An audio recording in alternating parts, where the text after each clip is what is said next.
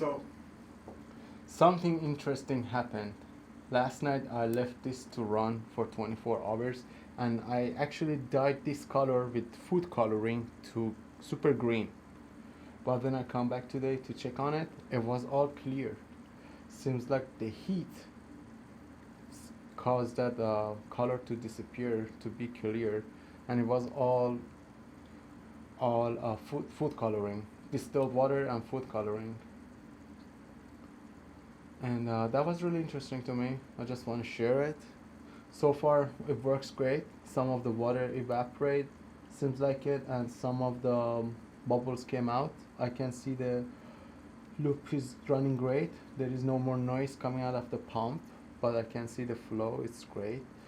And yeah, this is the complete project. I hope you guys enjoyed it as much as I did, and please, if you liked it, like this video, and then if you subscribe to my channel, I appreciate it. I post here and there. I try to post as much as I can, but life is hard.